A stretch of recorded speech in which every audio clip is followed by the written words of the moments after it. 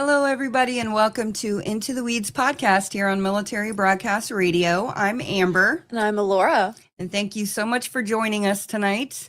We're going to, have another Gypsy Rose stream, unfortunately.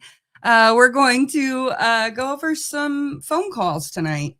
And we have a special guest with us. Her name is Ashtotrippy. And she is usually on TikTok. I know she has a channel on YouTube, but I'm used to seeing her on TikTok. Me too. So we're actually going to bring Ash up right now. The interview of the week is brought to you by Jersey Mike's, a sub above. Oh, sorry. Everything switched up on me. Thank you, Ash, for joining us. Hi, Ash. Hey, what's up, ladies? Oh, not what's much. What's up, everyone? How you guys doing today? Oh, we've been very busy this week. I know it. I have, at least. I've been working, and you can't really tell, but like I absolutely ripped the hell out of my hand, like exposed flesh, everything, and I've been moving flowers for like 4 days. Yeah, it's been really bad. But anyway, thank you so much for coming on. I've actually wanted to talk to you about some like stuff that has nothing to do with this, but maybe later we can get into it a little bit. For sure. I know there's a lot of things that you've commented on before, and you're like, hey, we need to talk about this.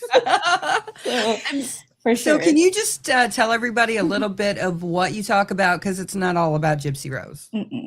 So my channel is basically true crime. We talk about gossip. I talk about internet stuff. I talk a lot about I like to expose people too. Because I mean, I have this intuition. And I've learned that if I keep my mouth shut about something, sometimes it ends up worse. But so if a lot of you guys don't know me with the Gypsy Rose stuff, I've been around since before. Well, I've been around since before she got out. But when she got out is when I started talking about her, and I was on the side where I was supporting her. I was excited to see when she got out she was going to do, much like everybody else. Yeah. And I slowly started learning. I started researching and looking into stuff, and I was like, you know what? I'm going to say something, because there was stuff that didn't make sense to me. Oh, yeah. And and Gypsy ended up reaching out to me actually a couple times. The first time was, I don't know if you guys remember this, but when she was doing the Make-A-Wish hair stuff, I don't know what it was, a Locks of Love or something. And then she also did a Make-A-Wish donation as well, I think. I'm not giving up. My bad. Oh, hold on. Sorry. Her dog is spoiled rotten, and hold on. I'm sitting on his blanket. You have to. Sorry. Yeah, he has to be underneath the blanket, or else he'll try to get underneath my shirt. Take the whole stinking blanket. Sorry. She's like pulling at me, and I'm like, what the hell are you doing? My bad. I just know he's going to be a butthead unless I give him a blanket. Okay. Sorry. So, yes, I do remember the Locks of Love. Yeah, it was the Locks of Love. So it was the Locks of Love thing. I had posted a video, and she was like, actually, she corrected me on something I said that was not even relevant to the whole video. Really? And I don't even remember that. I've been trying to find those, and I think I deleted them when I was going through all my stuff. But she did also message me and Conspiracy with trying to dox Ken's ex and giving us all the information and photos that weren't even relevant to say that they were in a situation. So, so that's kind of how I started talking about it. But I don't just talk about Gypsy Rose. I talk about true crime. I love spreading awareness on missing people or unsolved cases, or just cases that are happening, because I think there's a lot of context and there's a lot of things that people kind of get wrong, but there's also things that I like to give my opinion on. And that's kind of where I'm at with that. Mm-hmm. Yeah, I know Alora has a lot of very niche followings, and you cover some of them. So well, Yes. I do know that I'll be watching like a video about Tofia Chew, and then all of a sudden they'll be like Ashtotrippy. I'm like, hey, I know that girl. Yeah. I know her. Yeah. Which that could be a whole nother thing, but yeah, that was in those niche groups of even like Resilient Jenkins and things like that that I talk about. So I do talk about really niche stuff, but a lot of people that follow me for that kind of stuff. Yeah. The first time I went viral was on a Met Gala video, and it was over 1 million views, and people were upset because I was calling out the Kardashians. And About they were what? mad because people so it was the whole thing. I don't know if you remember, I think it was a couple years ago, they were like, I want my money back for the Met Gala because and we're like, wait, this is a donation, why are they asking for their money back? It turned out, I guess it wasn't true that they asked for their money back, but they were asking for their donation to be accepted for like the next year or something like that. So it was kind of true, but not for that year. Interesting. When I think about the Met Gala, is that when Kim wore the Marilyn Monroe? Yeah, that one. Yes, it was that one, and it was very controversial. Yeah. No, because that was a no-no. Literally formed for Marilyn's body, and then on top of that, I mean, like things that are that old, a lot of times she damaged it, didn't she? She did. It disintegrated. She did. I mean, you know, she has. It was super old, so it wasn't gonna hold up. That was so it was during that very controversial time, and so people were just like eyes on her, and I don't know, maybe I just got lucky because I gave my opinion. Yeah, no, that's cool. Yeah. Well, unfortunately, we're going to get into Gypsy Rose again. And I picked so as I was trying to find audio for this specific stream, I kept hearing audio about, well, it was Gypsy and Christy talking about content creators. And then I thought, okay, well, Ash was reached out to by Gypsy, and she's had some interaction with them. So what better person to talk about this kind of stuff, because I haven't had any actual interactions with them. And so, I'm just a little curious about how they move, because they move a lot and they talk to a lot of content creators. And at first I thought that it was just not really, I thought people were blowing it out of proportion. And then I started seeing more, of her interaction and stuff. But then when these calls came out and I'm hearing her and Brian, doing all this stuff online, and then Christy does stuff and Ryan does, and well, basically whoever she wants, and Rachel. And so now we know for sure that she's in the background just doing the most. Yeah, and very I really much didn't pre-planned. think so. Yeah, very much pre-planned. I also had a very close source to the family that did not want to be known in any way, shape, or form being connected to the family. But they would go to events with the family a lot, like when Gypsy got out and stuff. And I didn't believe them in the beginning. I don't talk to them anymore just because it was something that I think they were worried that I was going to slip up. Like they were like, oh, you're going to slip up. You're going to say something, like it's getting too close. But that was something that they had kept telling me. Like they were like, they're talking to content creators. They've been talking to content creators. And they were close enough to be talked to Christy. I believe it was Christy that they talked to. And they were like, she told everybody that they were still talking to this day. So I got that back in, I think it was like January or February. That was the last email I received. And I was like, I didn't believe it in the beginning. Like, I was like, okay, well, like you blowing it out of proportion, right? Yeah. But hearing it now, like, especially now, and especially things that people have DM'd me about certain creators, I'm like, oh my God, like that's how they've kind of honed this whole internet. They've kind of rallied it, Yeah, I mean, I genuinely thought that it was so blown out of proportion, but now I'm just like, holy cow, she really is in that deep. And Yep. it's concerning that she spent all that time behind bars and didn't live mentally inside of them once. I mean, it's basically Exactly. she lived outside of those bars the entire time. She went to summer camp. That's Yeah. what it seemed like to me. Like she went to let's talk to men, let's get them to send me money, summer camp. Like it Yes. was not it that's what a lot of my followers have told me too. They're like, wasn't she in prison? Like this was prison, you know? So it's kind of concerning also to know that none of the, even if there was therapy done, I don't think it was ever intense enough for her in there. Yeah. No, I mean, so my cousin's in there for 25 years for Yes, yeah. drugs. Oh, okay. And she, like, the difference between talking to her on the phone and listening to Gypsy's phone calls, it's like they're in a completely different prison. Yeah. Genuinely. I mean, like, and I think tell people's intentions too, being behind bars, like if somebody has that mentality, they want to get better and they want to do better for themselves. I think that's a different mentality than Gypsy obviously didn't want that, you know? Yeah, no, I mean, she told me about women who would, you know, be laying on their bunks all day, talking on the phone, things like that. You know, but I just kind of pictured it as just lazy people just kind of hanging out, you know, not really doing anything. But Gypsy was doing the most. Oh, yeah.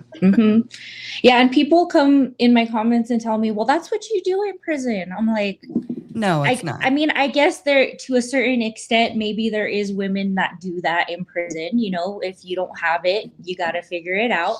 But there's also, you know, healing that's done in prison. You know, you there's so many other steps into where your mindset is at. And obviously when she went in there, it was not to heal. It was to continue conning people, obviously. Yeah, no, I mean, my cousins never once asked me for money for a song or a movie. I didn't even know they could get that stuff until the prison emails came out. And then I'm like, hey, Shelly, can you get movies and songs? She's like, oh, yeah. I'm like, oh, I had no idea. And we had been talking for years and I had no idea. Wow. Yeah. So, I guess you, like I said, the mentality is just different. It's just so different. Yes, it depends on the person and it depends on also their crime too. I mean, obviously look at Gypsy, what she did and how she went about it, you know?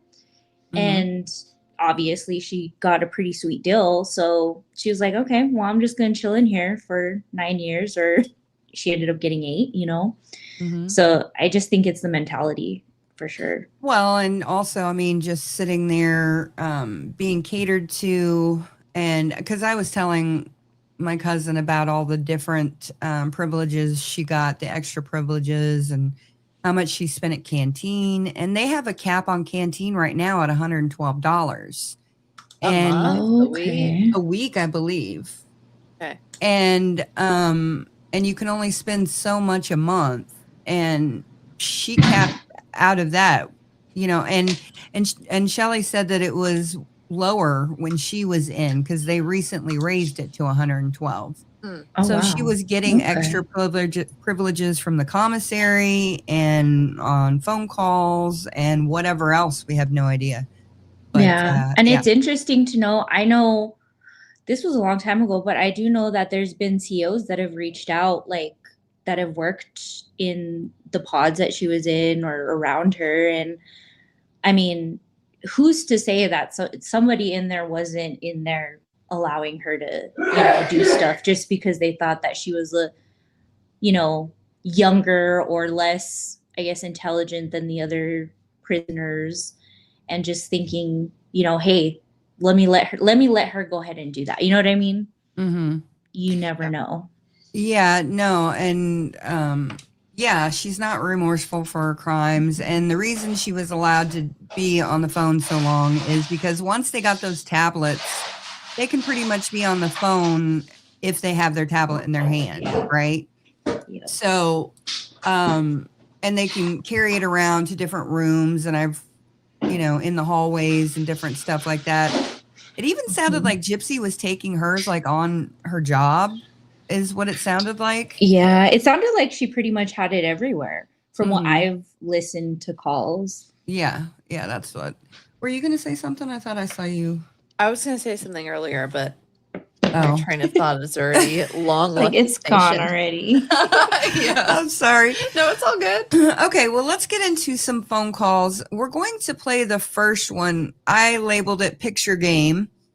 And I have a video on my channel where Brian and Gypsy are talking about this very thing.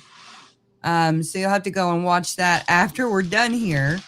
But this is Gypsy and Christy talking about it. So if you want me to stop, just say pause and we'll do that. Okay.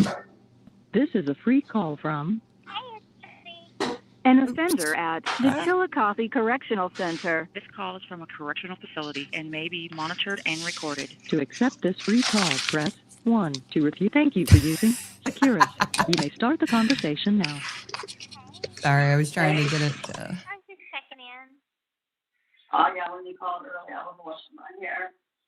Oh, okay. I gotta go run some errands. Oh, you gotta go. I gotta bring my mom, pick up her car at, she had got her car worked on, so I gotta bring her, go pick it up. And, I gotta go to the store and go pay the guy that worked on Dylan's truck. Mm-hmm. Yeah, it got fixed yesterday, so yesterday afternoon I went to Dylan in Baton Rouge. Mm-hmm. Went there, picked him up, came home. He got in his truck, he went home. By the time I got here, it was like, well, it was after dark. It was like 7:30. Mm-hmm. So, but at least that's all done. Yeah. Today I'm just doing some laundry after work tonight, but I didn't have school this morning, and so they called us to canteen early, so I was able to get some food early. I just finished making me a chicken cheese salad. Oh, sounds good. Tortilla shell. Yeah. And, nothing much else is going on. I did get Erin's email. Oh, good. I'm gonna give her a call pretty soon. Okay, I'll let her know that you'll be calling her. In the next day or whenever. Yeah. Okay. Other than that, I just wanted to call you and tell you I love you. I love you too. Justin sent me some pictures of Francesca and Natasha because I never knew what they looked like. And so it's a game. I'm having to kind of pick between three people. He put Natasha's picture, Fancy's picture, and this random lady's picture. So I have to pick which one I think is who. Okay, explain them to me. I'll tell you. Okay, so number one is blonde, and she has a lot of makeup. Nope. Number two is just a lady with brown hair. In a recliner? No, it's just a picture of their face. Heavy set? Yeah, well, I mean, all three of them are. So it's kind of difficult to tell. And the other one, number three, has like her. She's got like a Snapchat filter on, of like a ring of flowers around her head or something. That's not. And she's got dark hair? Yeah. That's Natasha. You figured that one out. Woo! Okay, so. By the way, I don't know anything about Natasha Cooper, so just so everybody knows. Well, she is in her recliner a lot because I guess like her username was Recliner Detective or something. Oh, really? That's when I first came across her. Yes. Yeah, and so if anybody doesn't know who Natasha is, she's basically the lady that has the camera like up to her face the closest possible way she can, and she's usually in a recliner. Yeah. I do recall at one point she commented on one of your videos on TikTok, but I was like, what can we really gain from that? She wanted to like reach out and like talk to us about stuff. And it's like, whatever happened back then really isn't our business, to be honest. She did a lot of stuff. Yeah. She put some very questionable crime scene photos behind a paywall. So, I mean, I wouldn't trust her. But yeah, that. I don't know too much about her either. Yeah. I know that she was trying to battle for a while like that. I know that she talked to Ken for some time. And I heard the other day we were listening on my live on TikTok, I heard a phone call that said something about somebody dating Natasha. And I don't know if it was a different Natasha. And people back then when Natasha was talking to Ken were saying that Ken was dating Natasha. And I found that really weird. So I don't know if it's a different like Natasha. But this is the only Natasha I've ever heard of in this situation. So, I mean, I seriously doubt that Ken had any involvement in dating her. I feel like I did hear about somebody dating her, but it's really weird because I feel like the first couple years, maybe few years that all of this gypsy stuff was a brewing on the internet, a lot of those creators have either kind of stepped back or I just don't hear from them very often. And it's not even that I have them blocked or vice versa. I just feel like I never see them commenting except for Fancy. Yeah. She's still active. Oh, she blocked me a long time ago. So that was on me, but she blocked me. But the Natasha I do still see like from time to time when I'm scrolling, like I'll see one of her videos just because she talks about true crime. But I think there is a lot of people that just stepped back and you don't see them. Even like, what was her name? The other girl that talks about other things that has a bunch of lawsuits. She was Crystal. I know who Crystal you're Ball. talking about. Yeah. No comment. She's still around, still talking about stuff that she has lawsuits on her for. So it's like, I think a lot of people step back, but then they come because I've seen her talking about these calls as well. So I think when stuff like this happens, they come back because they see like, oh, it's getting attention. Let me see what I can do. And then they're like, oh, I'm not in this community anymore. She's very Duggars and Sister Wives. Yes. Which are things that I'm also interested in.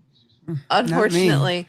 Well, Mary Duggar was your damn Sunday school teacher, but that's besides the point. But I'm not interested in the TV show. I bought a couple seasons on DVD because it's really hard to find them online. So I'm interested in it. I used to watch, I was religious with the Duggars as well. Reason I watched them was because I felt like something was off.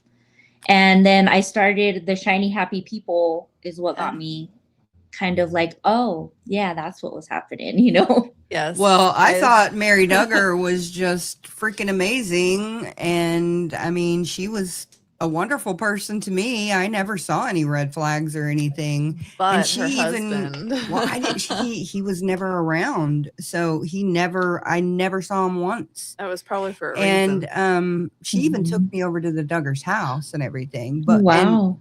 And when we were in the driveway, she's like, okay, now my son and I don't agree on everything. And she's like, and I wish they'd quit having kids. And that was only a couple kids into it. Well, it was in 96. Okay, so they were it was still like way before all of it. Because didn't their show like premiere it was like early 2000s, wasn't it? Yeah. Mm-hmm. Yeah. Okay. Yeah, so I was 16. So, yeah. So, no, it would have been 97. So, 97. Okay. But it is really interesting. A lot of information from Amy's book came out. And, I mean, her husband was doing all kinds of crazy stuff. And she kind of knew about it. And it's kind of a little bit sad to hear about that. I remember back in the day, I thought that we made a joke that I was going to marry one of the Duggar boys. Duggars? I was like, yeah, which is totally outside of even what we practiced. I just want to let everybody know that we did didn't not practice like that kind of thing. It was just because I saw my Sunday school teacher on the TV and I was like, oh my goodness. Yeah. It's like starstruck, you know, you're like, oh, you're on TV, you're on a cool and I can see that's like kind of where they got like that fan base of people, because a lot of people probably seen them around town, or you know, or they're like, oh, they're on TV, we met them. Yeah. And I was so like, I was enthralled with that show when I was younger. I watched it every episode, all that stuff, but I really got into it with that shiny happy people. I was like, oh, this is exactly what I thought it was going on. Which I love Jen from Fun Day Fridays, my fellow Missourian.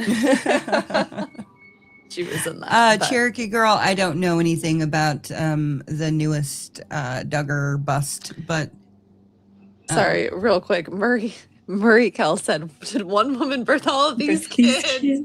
Yes, she did. And I'll stay away from the Duggar boys. Duggar boys, yes. It seems like they all have something in common, and that thing in common has to do with children, you know? So anyway. Yeah, and when I met him, they lived in this small little house on the church. Well, it wasn't the church property, although I thought it was the church property. It ended up becoming the youth group house for our youth group. But yeah, so let's get back into Gypsy. Sorry about that. Side quests. Francesca has light, like it's like it's not brown, but it's not blonde. Okay. Does she have bags underneath her eyes, dark circles? Yeah. Okay, that's Francesca.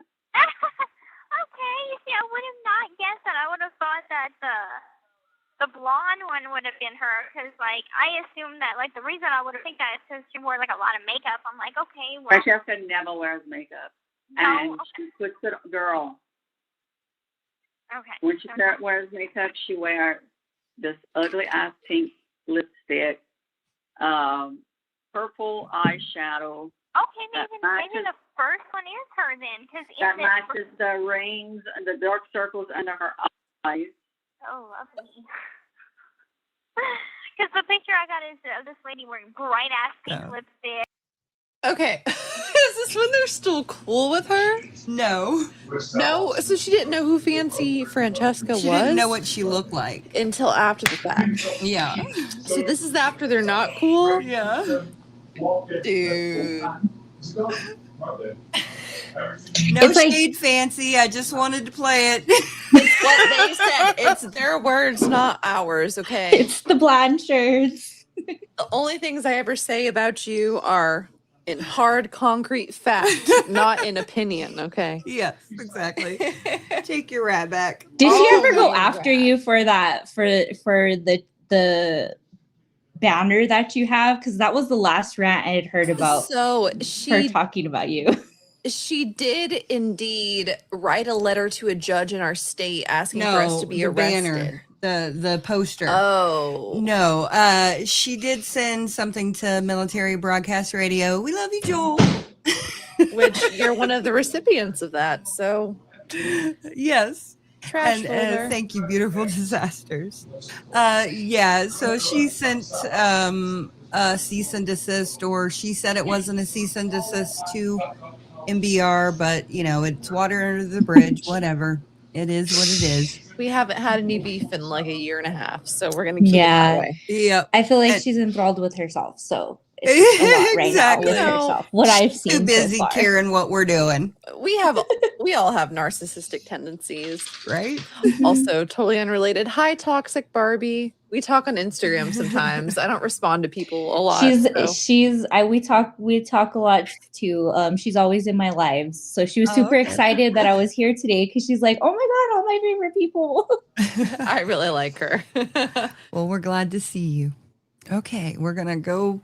Okay, and just like I said, this is no shade to Fancy. This is just something, you know, it caught my attention that they just kept talking about content creators when I decided to sit and listen to audio for this stream specifically. And so that's why this is coming up. By the time I got here, it was like, it was after dark. It was like 7:30. So But at least that's all done. Yeah. Today I'm just doing some laundry after work tonight, but I didn't have school this morning, and so they called us to canteen early, so I was able to get some food early. I just finished making me a chicken cheese salad.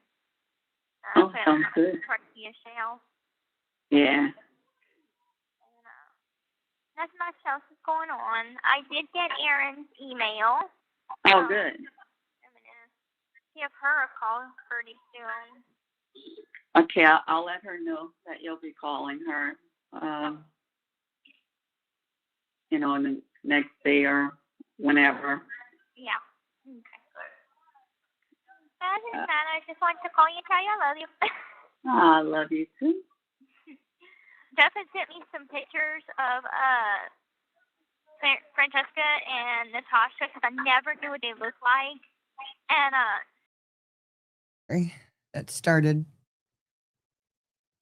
Sorry, I muted both of us just so we could hear. Well, it's so funny to hear people call her Francesca. I know. I was listening to somebody's video that's totally outside of the Gypsy verse that was just commenting on some of the videos and the audios that are coming out. Oh, sorry, that's my foot. My bad. Anyway, but somebody kept saying Francesca, Francesca, and they're like, "Who's Francesca?" Fair enough. Fair enough. Okay.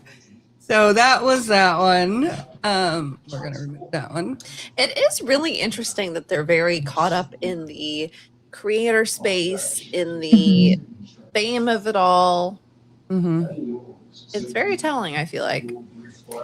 I feel like shows... Go ahead. I feel like it does show like what they were trying to exactly do when she got out. Like they were laying the foundation, and that's not something like you do out of nowhere. Like that's something that once they made that TikTok and they seen what following she could possibly get or what she could possibly post on there and what communication she can get back, I think they realized, oh, well, when you get out, this is going to be huge. Like, let's keep doing it because it can be something that's going to pay you. And I think that's why their eyes were like, oh, okay, let's do this.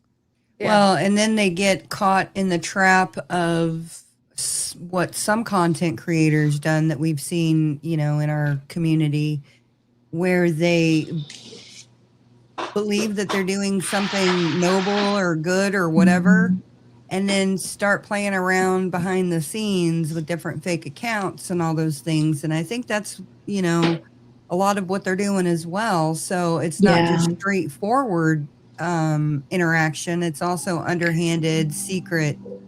Yeah. And that tells you a lot too about the people. Like I'm sure Natasha and I'm sure Fancy also was like, oh, well, this is what could happen. And they were making it sound like they knew like how it could go. And so I think they were giving them that kind of information and so forth, because once they met Bree too, I think she spearheaded it too. Like, hey, if you go live, you get followers and you get money. And, that was something that they were like, okay, let's keep doing this. And that's why she still does it. Yeah. And the round and around with all the TikTok creators and, holding court basically, to bring people to justice or to reprimand them, whatever their street justice is or their TikTok street justice is. I don't know. Exactly. I feel like they do a lot less of that stuff nowadays. They do. Yeah, they do. And I feel like it's because a lot of the stuff has come out and they're like, how can I really even no? You can't. There's that line that's drawn I don't know. now into not only like the racist stuff, but the children's stuff, there's that line that's drawn, and a lot of people will draw that line there, I'm surprised. Unfortunately, with me, it was murder, but right. I'm surprised that the main thing that Gypsy has addressed recently is the racism, and not to diminish that because that is a really big problem. But she just has not said anything about the weird stuff with kids. And even if she was denying it and saying, no, you can't do that. At the end of the day, you stayed married to this man. He went out and went home with this man. He slept with this man, even if it was only for like 3 or 4 weeks. And that's not the only child predator that she was involving herself with in prison. Exactly. Or before prison, and hopefully that's the end of it now. But you know, she even wanted to We bring. don't know. She even wanted to bring Ryan in front of Aurora, and her defense of it was, you know, Lifetime was filming everything. There's no way that we would have been alone. Nothing would have happened. But, you know, I don't have a child, so I can't speak from that place. But, you know, if one of my cousin's children or something like that, if I were to have them in my care, I would not even dream of bringing them around anybody who could possibly fantasize about them, at least to my knowledge, because obviously you never know about anybody, unfortunately. That's why ever posting your children is a huge risk, even on Facebook with close friends. You never know who's a creep, but I can't even imagine being okay with bringing my child around somebody that has had a history like that. Or even sent a photo like she did. Even going there, sending a photo like of you and her and her child, like. Oh yeah, I forgot about that. It was so like I just think that I think a lot of people, the way Ryan is framing it is it happened so long ago. It doesn't matter if it was so long ago. Yeah, people do change, but unfortunately, the actions that he's displaying now show that he's not really a changed person in any way. So yeah, his apologies are, I'm sorry if it offended you, not I'm genuinely sorry from the bottom of my heart. I shouldn't have said that. Exactly. It doesn't seem like he understands the gravity of speaking about people of other races like that, because that's really the only thing he's addressed, other than briefly, you know, oh, I'm not a PDF. I'm not a PDF. Well, everything we're listening to, he's very mad at us for releasing these these audios, which, you know, I can understand how you'd be a little frustrated that some of these things would be out. And I wasn't shocked by them just having phone sex or them just doing this or that, but it's the contents of what that phone sex is. Yeah. And I can't listen to his calls anymore. Like literally when I'm sitting here editing videos or throwing them in the Google Drive, I've gotten to the point where with Ryan, I'm zoning out. I'm, you know, going 5 seconds every time, you know. And so if I miss something in any of the audio or anything that should be redacted, please let me know in the comments if you guys see that. Because I've gotten just so unable to listen to him. It is so gross. I have not listened to any of the phone sex calls. I've listened to clips that I've seen on TikTok, but I have no interest. Well, the other day I was on I think I was on your guys' channel. I don't know if it was, it had to have been your guys' channel. And I pulled up a call. I was like, okay, let's listen to this one. So I click it to play it, whatever. And I'm like, oh no, I'm not, this cannot be listened to on TikTok, because TikTok is way stricter than over here. And I'm like, no. And not only that, like, I don't want to hear those calls. Like, no, I've heard just like the very minor ones.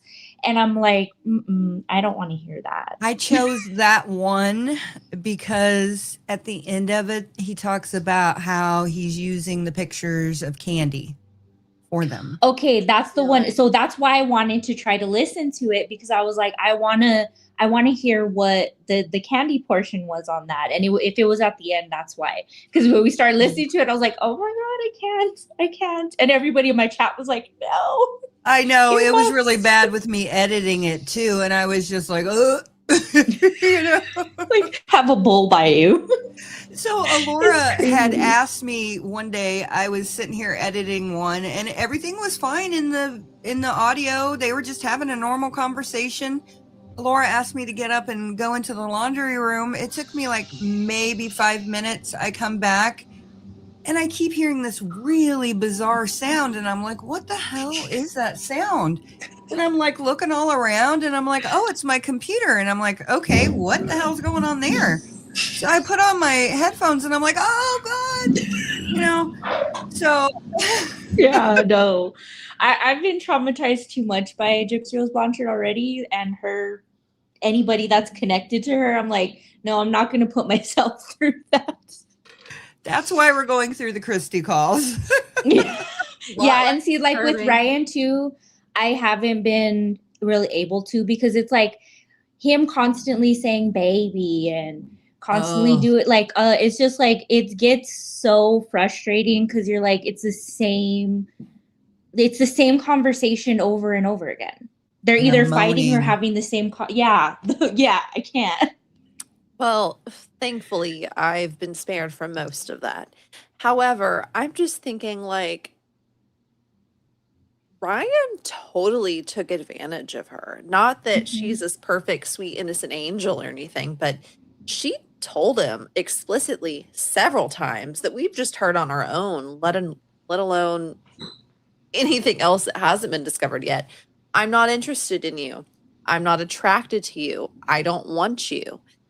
And he is just constantly pushing himself on her. And it's like, I hate to make Gypsy the victim, especially after the crime. Yeah, right. But I'm sorry. There are like several people that have taken advantage of her since she was in prison / out of prison.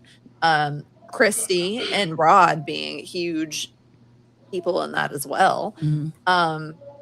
She has her own problems, don't get me wrong, but the fact that Ryan just kept pushing, and that's what I've always kind of thought Ryan was gross, even before I had fully formed my opinions on Gypsy. Okay. It's like, why would you even find somebody who needs to clearly go out and explore themselves and their interests? Why would you like try and attach yourself to that when you're when you're a teacher of all things? Yeah, and I've always thought about that too. Like, I've had some people, like, some people enjoyed his lives. Like, I was like, I can't stand him. Like, and I know when the show came out, a lot of people were like that too, but you now see she was leading him into that. Like, she was telling him, like, this is what's going to happen when we get out. But then when she got out, that's not what happened, and made him look like that was what, made him look like the bad guy or the one that was pushing himself. But I don't think she really did. I think it was between Christy. It's funny to say, I think Christy pushed her into that relationship and then pushed her out of it. And it's to me, I think she pushed her in because she didn't want her to be home with her and Rod when she got out. She wanted her to be somewhere. And then she was like, you know what, this isn't what I want. And she realized that there was going to be drama if she got a divorce on the show. And that's what she delivered. That is a huge plot point for a TV show for sure. I see Beesby says, the way he touches her when he picks her up from prison triggered me for real. Now, I only watched like the first episode and a half, if even, of Life After Lockup, just because I was so grossed out by the way he was acting. And this was way back when, before I knew about any of the PDF stuff. Okay. I just, and I'm not trying to say like, oh, I feel so much sympathy for Gypsy. She did no wrong, because I agree. She did kind of lead him into that. But just seeing him, you could totally tell she just wasn't legitimately into it. And it just grossed me out so bad I couldn't watch it. And I don't know. And I've stayed in that hotel. I have a friend that's staying in that hotel right now for the past week. Oh my goodness, I can't even think about that. Oh no. I hope it's not the same room. Yeah, hopefully not. Fingers crossed. Yeah, once I found out they stayed in that hotel, I was like, oh. I hope this is a different room. I hope this isn't their marriage bed. Okay, let's go to the next call. This is just Gypsy and Christy talking about more the same creators. Because account, and it's saying that they can't make it right now. Okay. Did it ask to for your ID? So far, like I was creating it. I put, my name, my address, the security questions, and everything. And it says to make you a 4-digit passcode.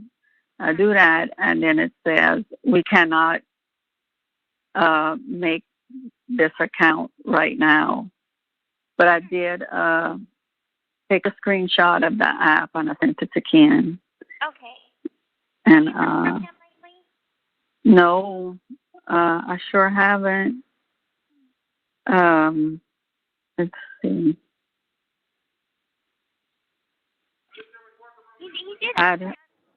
I did, like Monday, he did, when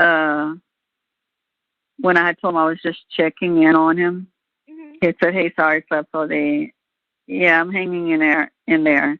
Thanks a lot. I miss you too. Much love. And I said, yeah, it rained here all day. Rod worked in the new boat in the Crowport. Today was a rough day with my neck.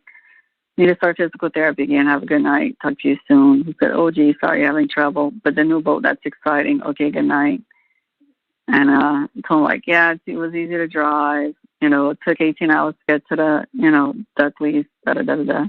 And then today I sent him what I did was a screenshot of the app on my phone, and then I cropped it, and I said, this is the one you need to download, and I haven't heard from him. And then sent me an email on the 18th, like he made it on the 18th, and I got it, I think, on like Monday or Tuesday, and it was just a sweet email saying like, you're still always in my heart. I still love you. It was very short, and he said that he hopes that I'm making it all right as best as I can, and then like that day, like the 18th, we both made each other emails. So he sent me that one, and I sent him the two. I was just like, I'm here for you. I have my suspicion that you're back in your addiction, and I just don't want you to have to go through this alone, And yeah. I haven't heard from him again. Yeah. Well, I sent Jeff the picture, and he's like, okay, excellent. I have seen this one out and about in those groups, but I love it either way. Thank you for sending it. I said, you're welcome. Cool. Yeah, I just went out to the yard to hang out with some friends and kind of just get out the house for a little bit. I'm trying to be more sociable. But it's getting cold. I hear you, boo. Like, I know. I don't want to, like in the wintertime, I stay indoors more so than I do even in the summertime. Yeah, you're like me. I just don't like getting out. But there's a couple of people had called me over to say I was hanging out with Tabby, and a couple of girls called me over to another table, and one of them, she's a sweet girl. She said she watched the Hulu series and yes. all of my interviews, and she just kind of wanted to get to know me. And so I told her, That's good. I'm out and about. I work. This is where I work. So we said we're gonna make a plan to hang out today. This call is from a correctional facility and may be monitored and recorded. I did send 4 of those glitter cards. I mailed them Monday. Okay. I have 2 more to send. I ran out of envelopes, and Dad was supposed to buy envelopes. One of them is a silver one, and the other one's the same color of another one. Okay. But remember how I had sent you those ones for Christmas, and they had the ornament, stuff like that? Yeah. Well, it's like that, but it's a square, and it's just nothing but glitter. Okay, that's cool with me. And so I took a picture of them, and I posted it in the group, and I said, "This is about to, mail Gypsy." People thought they were makeup palettes. I'm like, no, they're Walmart. I got them at Walmart. There's some cards. They're just glitter cards and everything. So. I look forward to getting them. I'll probably get them today or next. I mean, I left them wrapped in the plastic thing, but that's how I sent them last. Laura's like, this call is kind of boring. Why are we listening? Yeah, I don't get it. What is I'm going like, on? yeah, I'm like, what? It's What? got Is there a point? It's got stuff in it about content Why didn't you creators. clip it? Hell if I know. Probably because, it was probably because I was mindful that Ryan kept saying that people were clipping things, even though I clipped the last one. So I don't know. I was dumb. Let's see. Where did she get to the I don't know. part? Let's see. I mean, just being honest. No, I get you. I was thinking the same thing. Just that talking. Has to deal with like drugs or something. Yeah. From the dogs and. First time for everything. Yeah, and I was like, well, you want to pet the dog? They hit certain rooms, they brought the canine, they were just watching. And seeing Ken an email asking him if he would be willing to talk. I was telling him a little bit about what we got going on about Sheila's project. And he still hasn't sent me the one of my certificates, that grief and trauma certificate. Mm-hmm. So I asked him to send me that so I can send it to Sheila and get all that stuff to her. So I sent that like an hour ago. I don't know if he's going to get it today or not, but. I don't know. Sometimes they come in quick. I mean, sometimes they don't. It just depends. I kind of just figure that he'll answer when he wants to finally talk to me. Yeah. What's your opinion about it? Do you think that, like, he just doesn't want to be with me anymore? Or do you think that... I think he does, but maybe this he is needs to what What are they talking about? fix himself first. Okay. Yeah. If you're bored, we'll stop this one. That's what I'm thinking. I totally agree. You could potentially fast forward, but I'm just wondering What was the grief and trauma certificate? What was that, like a class she did? Yeah, but I don't understand why Ken would have the certificate and why Ken needs to send it to her. That doesn't make any sense. Yeah, did he fake the document for her or something? What I'm thinking is he probably had a picture of it or something like that, and she wanted another picture of it. I don't know. That's the only thing that I could possibly think about. Yeah. It's like, because like why that would be something she would have did in prison. So wouldn't she be able to like ask them like, hey, can I have another copy of my certificate or something? Well, yeah, and you can look at them on a website. I can't remember what it is because my cousin set me up with it. It's been a hot minute since I've looked at it, but you can go in and see the certificates and stuff that they've gotten. I don't know to what degree or whatever, but yeah. So that was interesting. That was like the only. I was like, huh. What's a grief and trauma? Like I was assuming it was a class, but I'm like, yeah. And why does Ken have it? Like, what's going on? Yeah, well, I think that caught my ear, and then something else had to have caught my ear in this for me to have gotten it. Let's go through it and see what else they're talking about. Can you put it on like 2 times speed or 5 times speed? How do I do that? It's the best thing to him, you know. Yeah. Fine whenever y'all came to visit me. Hey. By withdrawing internally, I turn away from everybody. Right. And I'm like, maybe if I tell him, I mean, I don't know if you told him, and it doesn't matter to me. Oh, that's what it was. It was about Ken. Okay. And it's just, I think that it became too much. Like, I think that things were fine whenever y'all came to visit me and we had, we all got together.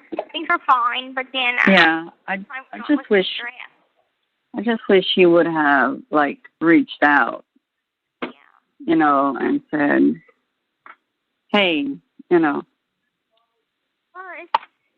it's I can really imagine, like, I tried to confront him and be like, why didn't you lean on me whenever you were having a hard time?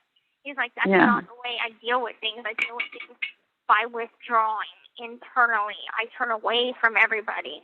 And I'm like, maybe if I tell him, I mean, I don't know if you told him, and it doesn't matter to me if you did or not, that I went to rehab. You know what I'm saying?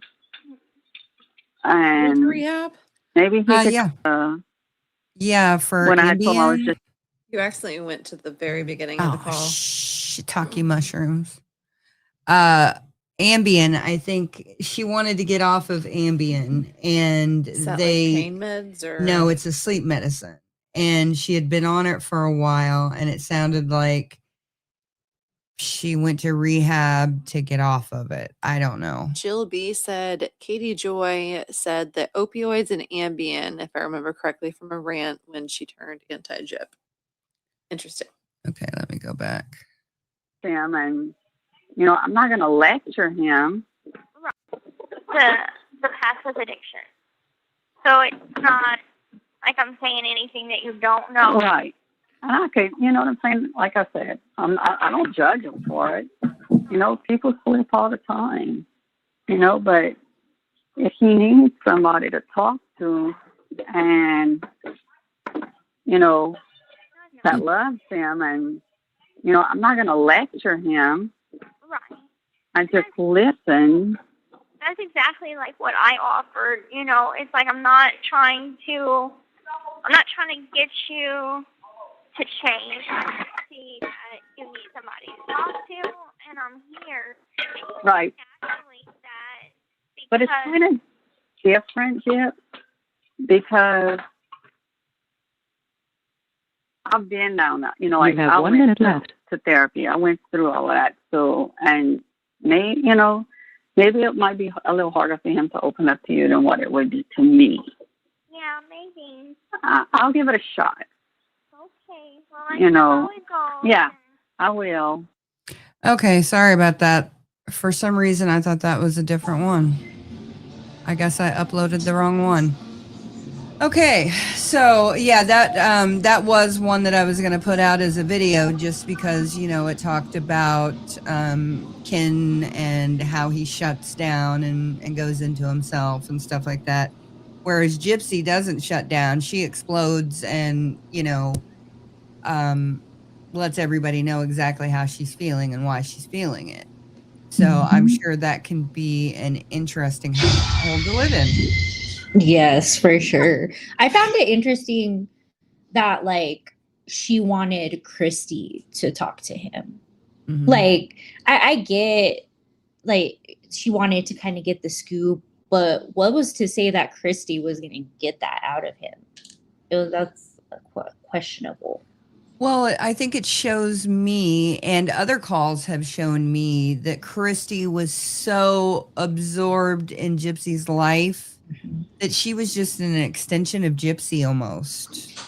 Yeah, and that's what it seems like. That's what it seems like with Christy and even Brian too. Yes, Brian is too. She's just had these extensions of people on the outside that would do things for her that kind of in a way took on even her personas that she was with them. I started noticing that about Christy listening to these calls. Okay.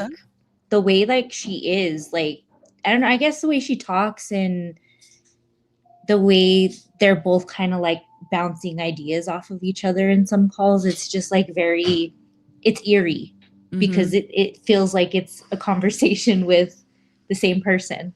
It's crazy. That's what I've seen some calls like that, especially the ones in the beginning where she's where Christy's setting the tone for Gypsy to be hen. Yeah, tell me everything. Let's talk about everything. Yeah, one of the calls that surprised me the most between Gypsy and Christy was the one where Christy just comes straight out and says that she looked and stared at a picture of Dee Dee's brain for so long that Mike had to snap her out of it and say, "Christy, what are you looking at?"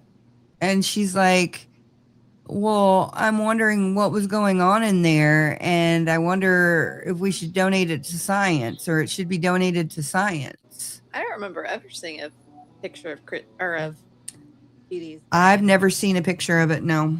Mm-mm. It may be also an autopsy that maybe they only had they had access to. It was something. I really wish they would have studied her brain to find because from what I have heard and what I have studied, a lot of people that have like Munchausen syndrome by proxy or any major, like she's saying her mom had bipolar and stuff like that, you can see that in the brain. Yeah. So that would, I mean, I guess it would be good to also debunk it if it was something that was going on. But at the same time, it's like, I don't know. I think that it would have been it would have been something that came from Dee Dee, you know. In hindsight, it would have definitely been interesting to know, but to just blatantly, just all of a sudden, you know, tell her that, I was caught off guard. I was like, what? Yeah, that's weird. That's strange. That's like, to me, I guess depending on because I haven't heard that one, but to me, that's like her kind of still putting like the sprinkling of the crime, like, okay, well, this is like her bread and butter. I don't know. It's just very intentional with them all the time to me. It is very much so. And I know there's a couple of them that I gathered for this stream where they're talking about different things in the crime and content creators. So I'm hoping something's in here. How many did you clip or did you gather for the stream? I only gathered 3 for this one. So, okay, so we've gotten through 2. Yeah, I know. So we're going to go to the Don Boker one, or Bowker. Oh. So can you, do you know more about the Don Bowker situation? And it is Bowker, not Boker, right? I think it's, I've heard it say, I've only heard Fancy talk about her, and it was, I believe it was Boker. Yeah, Boker.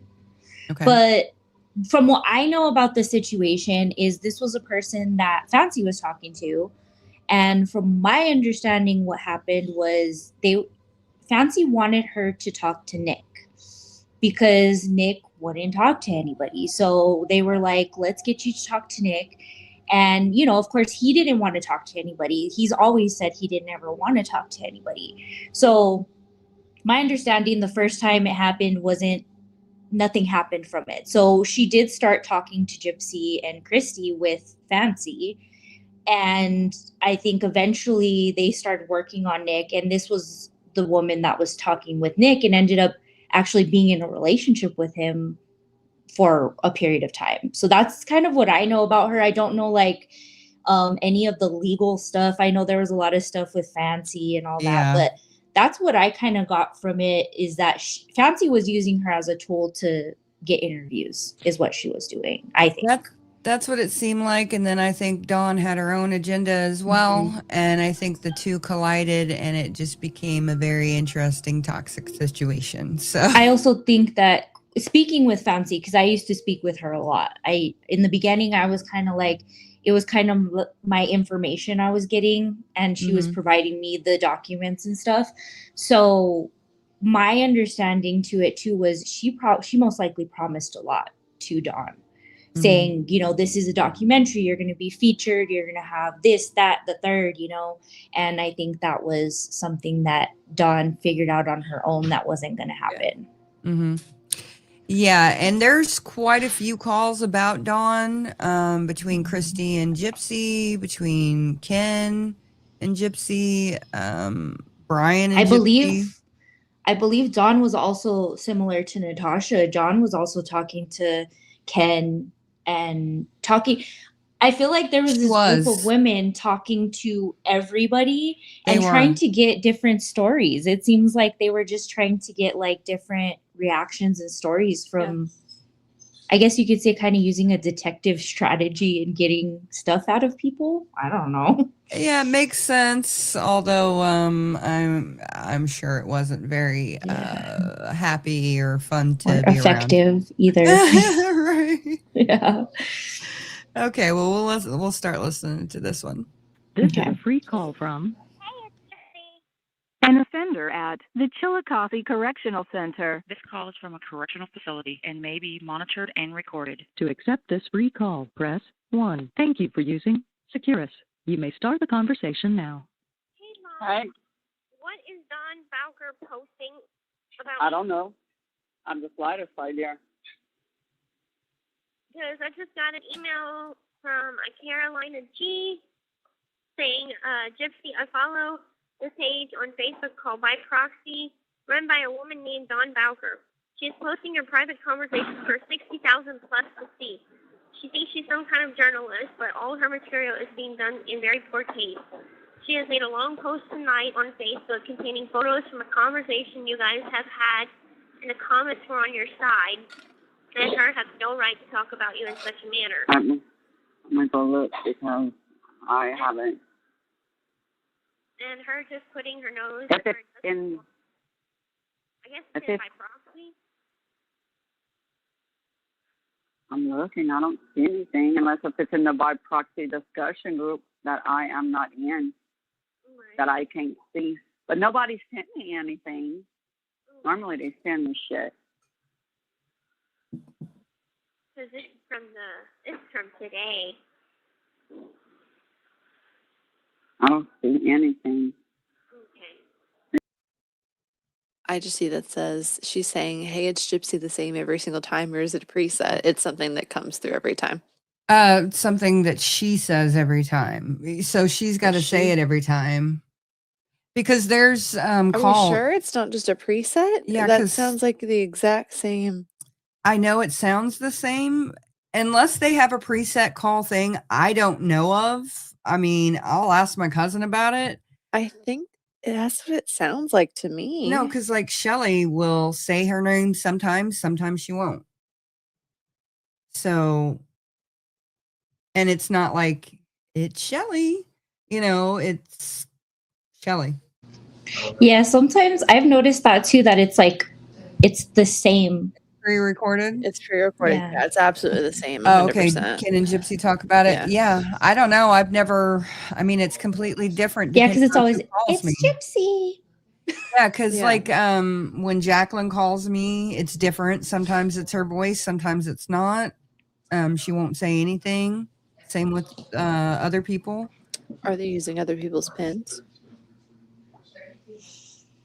No, because I'm paying for it. Oh, never mind. Yeah. You're paying for all this random. I put $20 on the books for phone calls, and they can call me whenever they want. And they don't hardly call me anymore. They used to call me all the time. Now they hardly call me. So yeah, I don't know.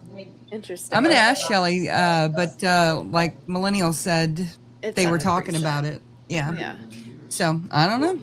They can make collect calls from other people's pins. But thank you, Millie. Yes. I assumed it was just kind of a. And I thought that, but then every time Shelly calls, it's different. Well, it sounds like every time anybody does anything in prison, it's different, doesn't it? That's true. That's true. It doesn't sound like anything's the same between all these people. So no, that is true. You can't say that one person's stay in prison was the same as another's. No. Most definitely not.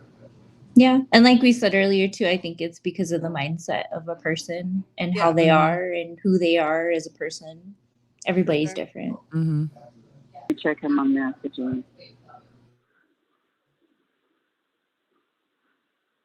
And I don't have anything from Diane or nobody. I was just like, I was panicking. I'm like, what the hell? Look, if it's in there, I can't see it. If it would be in the discussion one, I wouldn't be able to see it because they blocked me. Oh, I see. Okay. But I don't think. Whatever. No, I can't see anything. Girl, they did an interview with that girl from that inmate, that cop, Francesco. Yeah. And she told them that, like, how you went up to her and talked about Comic-Con. She talked about the thing that you and I talked about that we hope that they wouldn't talk about. Which was, she didn't come out and say that. She just said that some people tend to do that, like, not directly towards you. Right. But, like, saying that you and me. This call is from a correctional facility and may be monitored and recorded. Okay, so I'm actually thinking, since you haven't seen that her brain should be donated to science, or haven't heard that one, I think let's get into that one because I think that would be more interesting than what I prepared.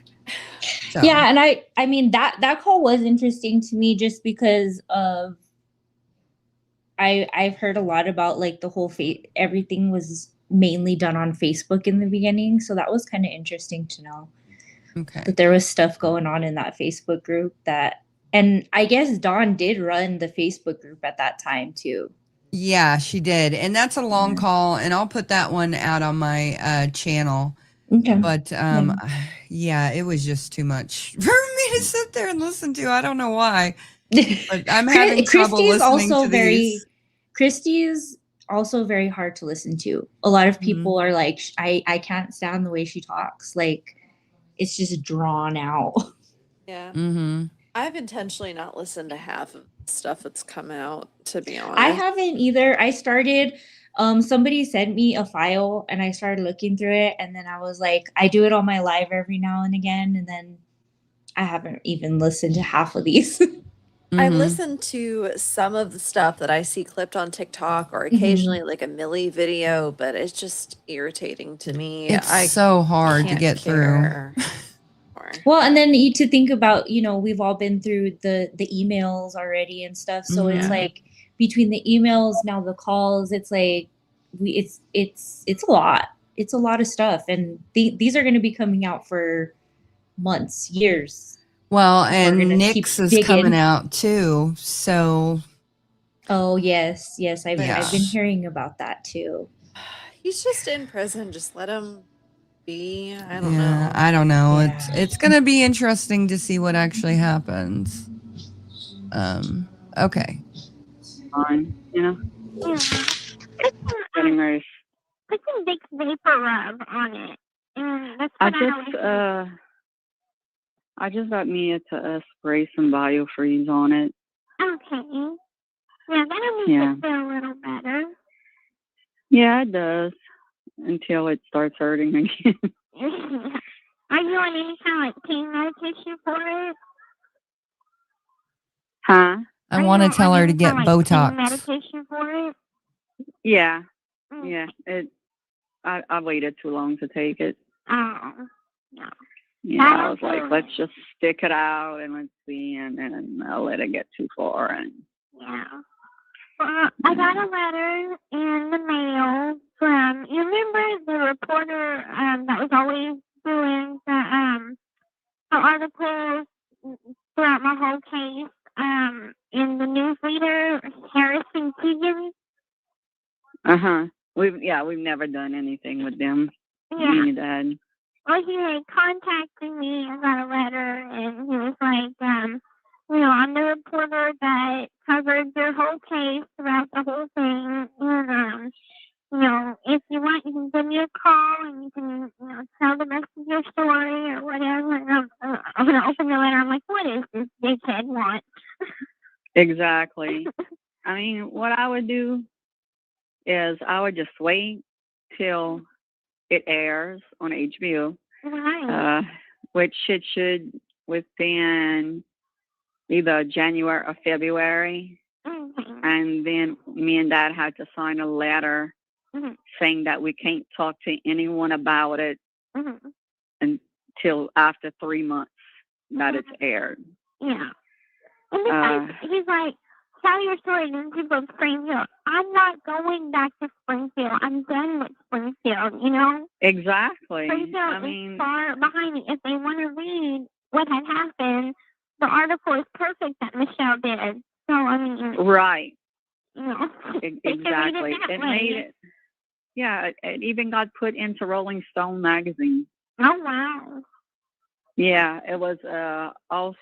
It was a little bit about... y'all's, and then some others about other moms that did this to their kids. There was like 4 other moms that did it to their kids. I didn't read it all.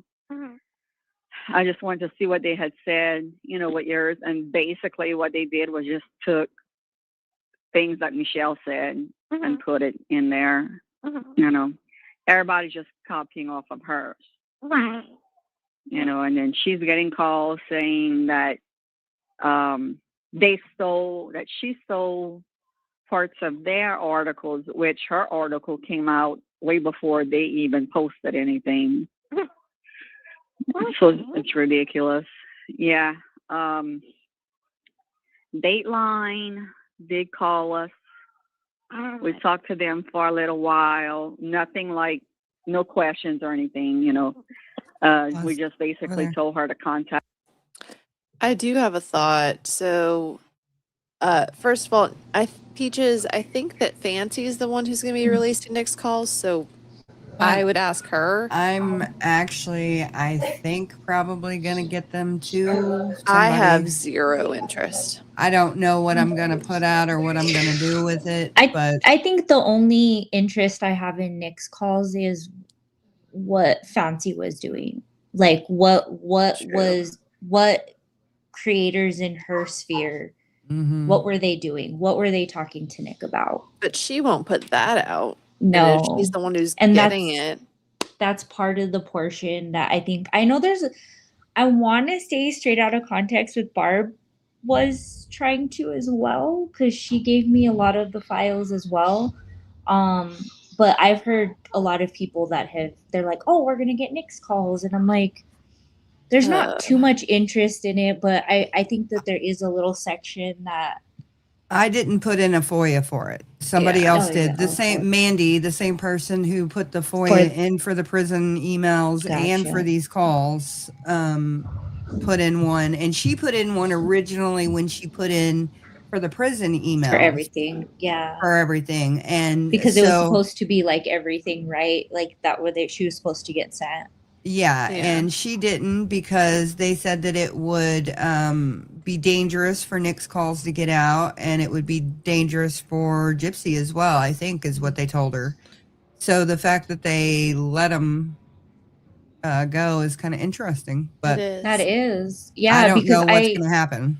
I've even tried to get calls from different cases, and they've told me the same thing. They're like, we can't do that. It's a danger to the inmate and to anybody who they're talking to or about. Yeah. I see that Peaches also says that he needs a retrial. While I agree that he was kind of screwed over a little bit, I don't think he deserves a retrial, honestly, at this point, because it's just a waste of our taxpayer money here in Missouri, and I think he deserves to be there. And no matter what comes out in this trial, Gypsy's never going back to prison. Yeah. No matter what she did, she's not going back to prison for this particular crime. Even if something comes out that she did more, you know, it's unfortunate, but it's also the way that the justice system works. And I don't really want to live in a country where you can be retried and all this stuff for things that you've already kind of gone through. So it's a really complicated scenario, but I don't want my tax dollars to go to that. I think that there's other people in Missouri that have been unjustly tried and unjustly convicted of things. And that's a lot more important, y'all. We have to focus on the things that are happening that we can still make a difference in. This Gypsy shit, it's done. It's over. And I think that's the biggest thing with a lot of people too is I had somebody come in my life talking about federal charges. I'm like, no. I said, it's not worth it. It's not worth it for the state. It's not worth it even for them to even just look at it, you know? There's so much other more impactful things that can be done now, you know? Yeah. Sorry, I think that's Ash. It sounds like somebody's playing video games behind Ash. So it's all good. Sorry, guys. It's all good. No worries. It's all good. Okay, so let's finish this. Oh. You'll have to, sorry. My bad, y'all. Aaron, they can work something out, you know, because we're not answering 20, 50 questions again over the phone. Not doing it. I told Lady Jenner Smith that because Dateline in 2020 and yeah, I have her business card. They all work together, and I told Jenner that I wasn't, you know, going to do an interview. So, and I told her not to bother y'all. Well, she I had met her after one of your court dates. I walked outside and she was talking to Mike, and me and Patty were sitting down on a bench, and after her and Mike talked, she came and introduced herself to me, gave me her card, but I've never, other than that day, I never talked to her again. Right.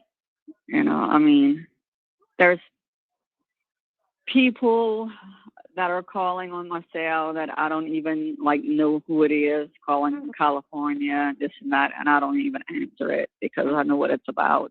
Right. You I know know that Dad had, I think he probably told you that he sent back an email to the producer or whatever that had contacted Mike. Uh-huh. Yeah. Has they responded back yet? I don't know. Dad's alligator hunting right now. Oh, cool. Yeah, he comes home. He left. Yeah, he left Thursday, and he texted me this morning. They only caught 4, so they're staying until tomorrow night so they could get the rest of their tags. I was like, because I texted him this morning, I'm like, when you coming home? Because he said he'd come home today or Sunday, and he's like, not till tomorrow. The reason that I'm letting it play out is to show you guys how randomly she just pops us into the conversation. I'm like, shit. You know? How's Mia doing? She's doing good. She's in her room. Probably watching TV. Oh, yeah, they started, they went back, I want to say it was August 8th. Oh, okay. Yeah, because they got out of school on May 20th because they didn't use any hurricane days. So they had got out, 5 days early. Instead of getting out on the 25th, they got out on the 20th. I know I was watching the news, and I didn't even know that there was a hurricane out in the Gulf. Yeah, well, it went straight to Florida, and now it's along the coast of North Carolina and South Carolina, heading to Jersey. So I sent a message to Allison, because her family's from Jersey. Oh, right. And, asked her, how they were doing. And she said everybody was good. They learned preparation from Sandy, which was every freaking storm combined into one. Right. That was scary. That was something. Yeah. Superstorm Sandy, I think what they had said it was, Superstorm. And but there's another one that's forming right off the coast of Mexico that they are watching right now. So I don't know where that one's gonna go. Yeah. It's sending me how we get the emails here. Well, I've been putting part 1, part 2, part 3, and so on of the articles. So I'm right about the part where it talks about, and I'm a little confused about this. And going through the whole case, I didn't ask Mike to show me the autopsy results or anything because I just really wasn't ready. I wasn't mentally stable enough to handle it. So, in the part where it says that you were looking through the results and there was something like a part about her brain or something, I don't understand. Yeah. What is that? Okay. Yeah. This is what happened. When I went up there by myself and Dad flew up to meet me, I went to Mike's office and I said, I want to see everything. I said, I want to see every picture, everything you got. And he was like, are you sure? And I said, yeah, I'm positive. So, it was all the crime scene photos. then they had pictures of your mom's autopsy photos. Mm-hmm. And they had a picture of her brain. And that's what I was staring at. Mm-hmm. And when Mike said, "What are you looking at?" That's when I said, I wonder what was going through that brain of hers. Mm-hmm. What makes somebody think that way? Right. You know, that's what I was wondering. It was like, why they can't donate, you know, brains like this to science and see how it works, you know, see how it's, you know, I mean, you could do so much with science these days. Right. That's what that was from. Okay. It wasn't an autopsy report I was reading. It was the picture I was looking at. Okay. Because I was like, I guess I just didn't want to think about, you know, an autopsy, you know, what they do in an autopsy. Because, you know, that's pretty gruesome. What they do is they'll take out all organs, weigh them. You know, this is for, I mean, I guess they do it for this sort of case too, but that's what they do when, like people die of a heart attack or people die, you know, in their sleep and they don't know why. So they'll, you know, take the organs out and weigh them, and, you know, and some people's hearts are 2 times the size, you know, that it should be, or, you know, whatever, or, you know, they got to figure it out. That's their job. Yes, they knew what was the cause, but they still had to do some things. Did I see your mom's insides? No. The only thing I saw was her brain. That was it. Still attached to her, not in a bowl or anything. It was still, you know, attached to her. And that's when Mike was getting ready to go to another picture, and I said, "No, you stay right here for a second." And that's when he said, "Well, what are you looking at?" I said, "I just want to know what went through it, what went through her mind. I want to know what was in that brain to make her do all this shit." That's what that meant. Because I was like reading that one part, and I'm like, I just don't. So, what do you think about that? That's disturbing. That's, yeah. I mean, I can see, like, I don't know. I feel like if it was the victim saying that, it would be different. Like if we were in a perfect world where everything that has been said about like gypsies told the truth and all this stuff, I feel like she's putting herself in Gypsy's shoes more. Like she's trying to like live it for some reason. Yeah. I don't know. It's weird. I'm a nosy bitch. I probably would have done the same thing, unfortunately, but I don't know. Has anybody, I don't want it. I don't want to release it, but has anybody requested the autopsy photos? Oh, I don't know. I know somebody got the autopsy report, but I don't want anything to do with that stuff. Everything that Greene County sent me was fortunately, well, in that instance, redacted, not in the explicit which we had already redaction. Seen from Fancy, though. Yeah, we had already seen it from Fancy, but I'm also wondering, like, is she looking, because it's because it is curious, like that curiosity of like, what is she looking at? And she said her brain, and like, so did they do a full autopsy on it? There is one autopsy photo in my Google Drive. I completely forgot, Millennial. Thank you. Millennial reminds me of everything because I genuinely have cognitive delays, guys. Like I seriously cannot remember crap. Okay. So and I don't have any, and I don't remember anything either. So it's okay. But so, yes. Yeah, I think it would be interesting to know what she was looking at, one, and two, what, like, because I know in autopsies, in most autopsies, even to do with crime, they don't look at the brain, like they don't. They usually unless do. It was some. Do they really? Yeah, they usually do. I feel like most of the autopsies that I've come across, they've never really like, I know that's part of it usually, but I'm trying to think back about the other ones. Yeah, like to see if it was abnormal or whatever, right? Mm-hmm. Okay. Yeah. Normally. I just feel like that would just be so weird to sit there and stare at a brain. Well, the fact that she had no emotions and she was talking like that. Yeah. Yeah. Mm-hmm. Yeah. That's concerning. What? I've seen brain before. I've seen it in autopsy photos before. Yeah, I have as well. But to somebody you know is different. Completely different. Yeah.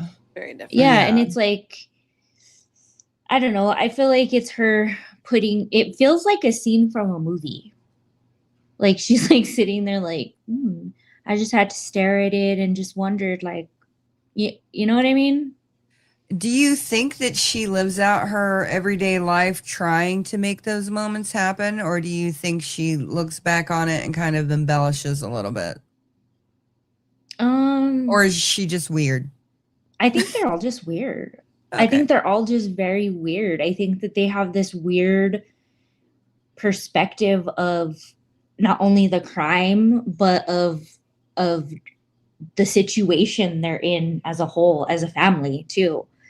I think that especially with Christy, it's just like, for some reason, I just feel like she lives through Gypsy and she connects with Gypsy. And it's just really weird to me. It's always been really weird that she's connected with Gypsy more than it seems like she connects with her actual daughter.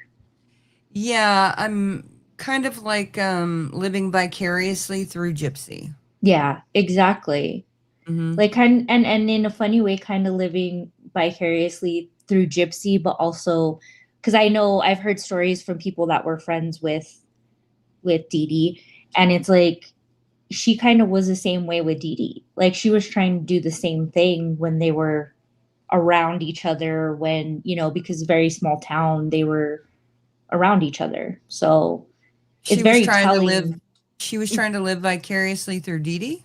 Yeah, like she, from what I've heard, is she was, a lot of people not envy Dee Dee, but like she had a personality. She was outgoing.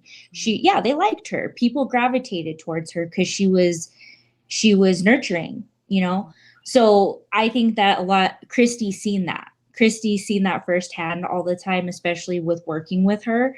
And so I feel like she also latched on to that. And that was part of the reason that Christy ended up with Rod too, in my opinion, of course. Interesting. I feel like it's all really connected with Christy. I think she, as much as people like want to sit here and say, oh, like, that's just drama. I really think she lives for that kind of drama though. And she has, I feel like, most of her life of exactly even putting herself in the middle of all this Gypsy stuff where she didn't have to.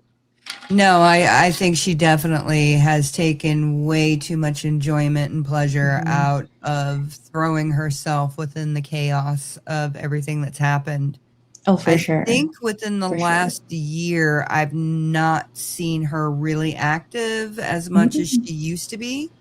And I'm wondering if it's because she got burned by somebody. After you release the Gypstein files, I've seen a lot less of Christy.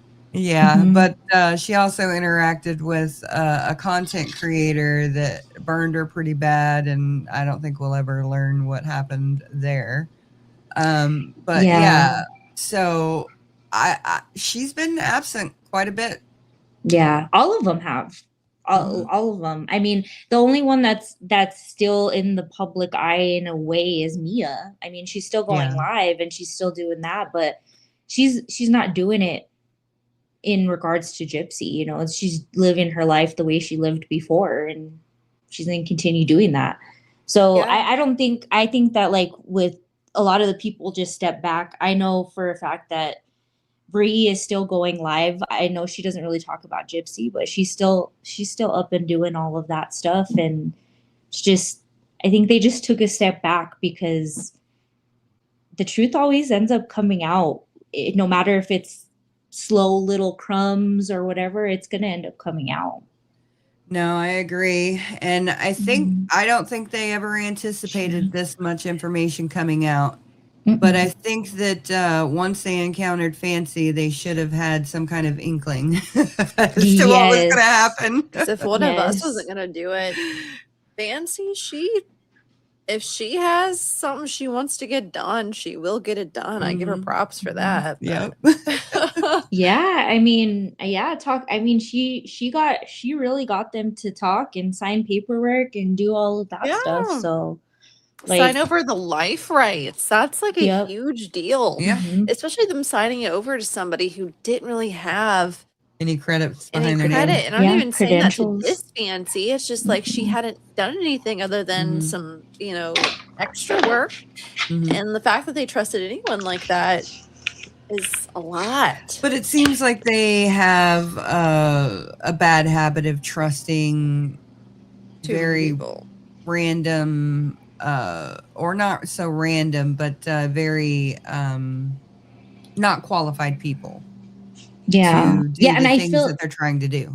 I feel like they try to do that in a way to where they can like do things the way they want to do things. You know what I mean? So you're not like a professional. So obviously we're going to talk you into doing what we want you to do, as opposed to them the other way around, is like, this is what's going to happen and stuff. Yeah, no, I agree with that.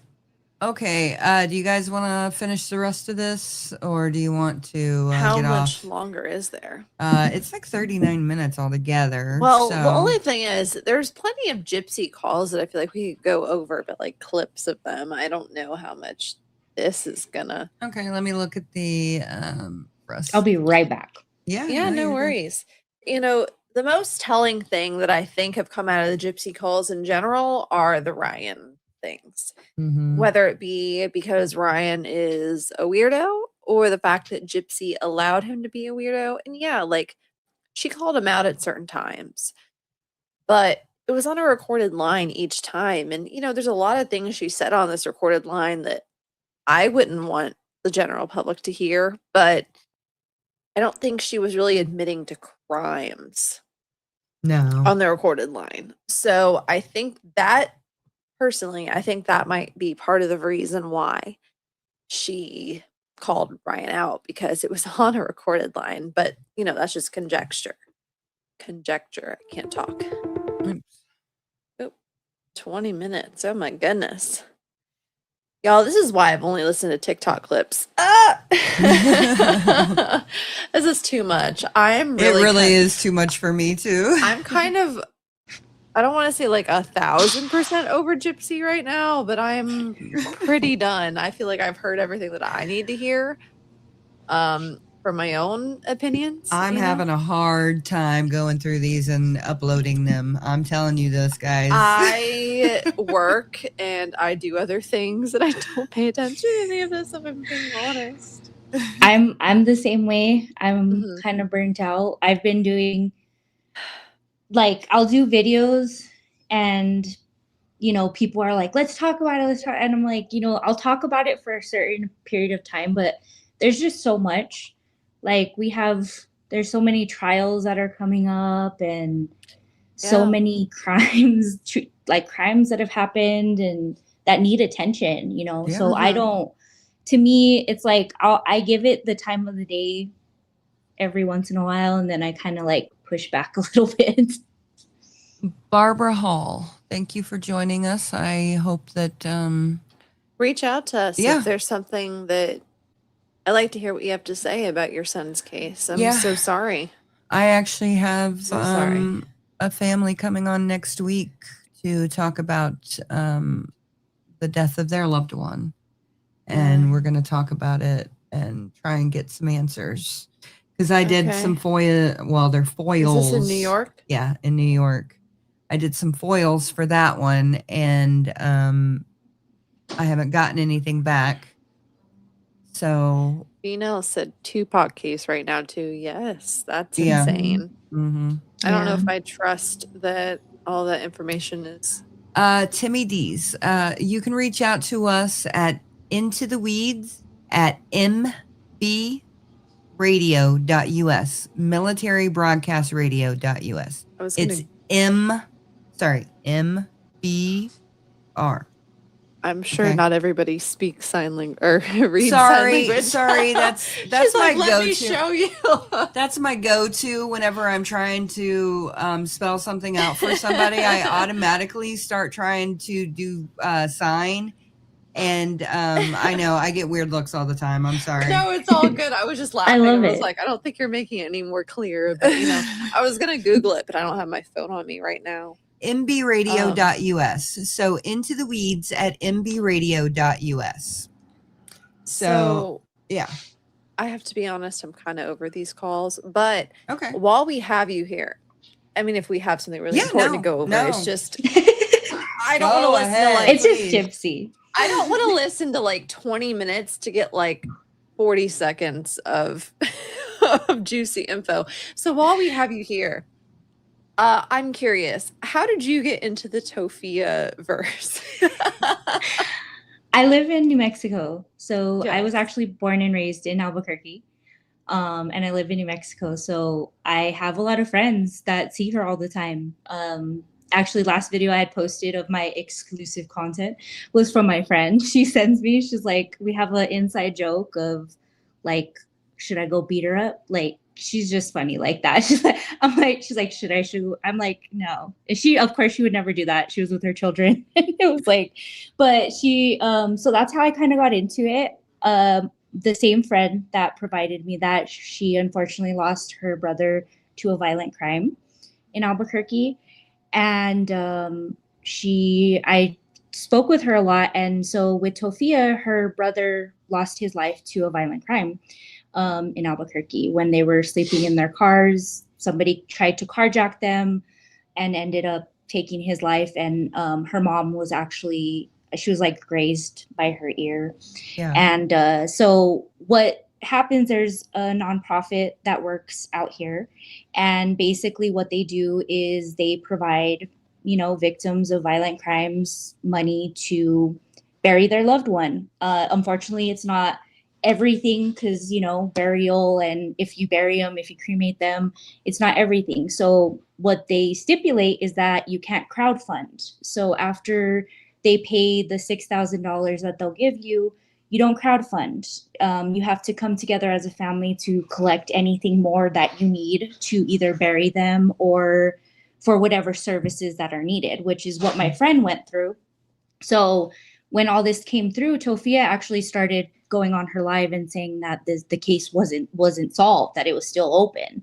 But the guy actually ended up, what happened to him was he ended up taking the car, he hit another car, and he had a weapon, obviously. So a security guard told him to put it down. He wouldn't, and he was shot.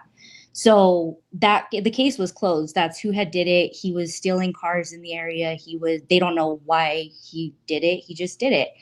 And so I requested all of the incident report, just the incident report, because she kept saying that APD had not solved this case. And I was like, this case is solved.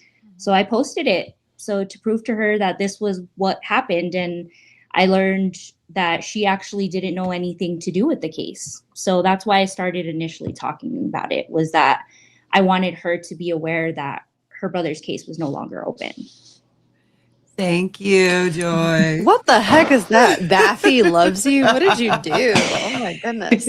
Sorry. Okay. Yeah. No, I totally. Yeah. So, well, my first thought is, we've already established that the person who committed this crime has nothing to do with anything online. I know that she still kind of goes back and forth between saying, well, it might have had to do with the internet, but it was just some random dude. It was just carjacking, a correct? random guy. Yeah, they were in a very good part of town.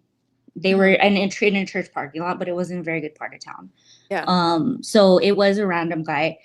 I believe, it's just my opinion. I believe, and I've always said it's my opinion. She wants to fight with me and say that I've just said that she did this to her brother. But it's my opinion that she is inciting. And it even this, because I've been in contact with the city as well, and they watch her because they know that she can possibly incite people because of what she talks about. She talks about politics online. She talks about so much problematic stuff. So that was something that it was random. My opinion, of course, I think she can definitely incite somebody. I think there's something that can happen. And that's my concern. That's why I voice it, because I'm like, I want people to be aware that this is out there. And what she's doing is basically scamming, because even her tears have proven to be fake the past few times she's gone live. So yeah, and it's like she gets political, but a lot of the times, and I'm not trying to act like I'm the most informed person that has ever lived or anything like that. There's plenty of things I probably get wrong or I misunderstand, but I don't even remember what it was, but I was literally listening to something about her while I was working today, and she was saying something in like the political sphere, and I'm like, you totally like missed the point. And she and I do feel bad about what happened to her brother, regardless of the things that he's been accused of. And that's where I came from too. You know, I wanted her to understand the best way she could is I would not be able to get that incident report if that case was open. You know, so it's like I wanted her to understand that. And I actually was speaking with her today in my DMs. Really? Yeah, and all I told her was, you know what, this all started with me trying to help you, not in a way where I'm giving you money or giving you a place to stay, because that's not going to happen. But I was trying to help you and make you understand that, yes, this is tragic. And yes, I understand it's traumatic for you, but these are the facts. And telling people on your live, like, oh, they didn't solve this. This didn't happen like this. You know, that's just burying you a hole that you're not going to get out of.